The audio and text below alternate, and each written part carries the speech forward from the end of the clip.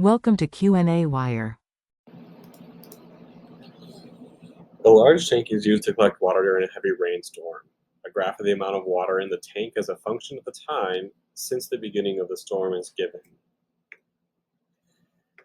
So for instance, at time 0, which would be before the storm, it had 10 gallons of water in it.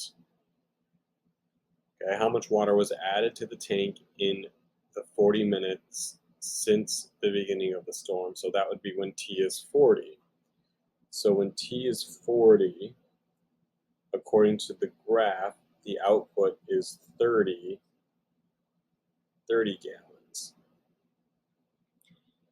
And the second part, which you got correct, just to confirm, is when the output is 30,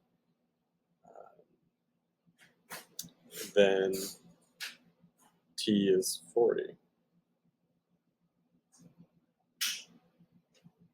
And they go hand in hand.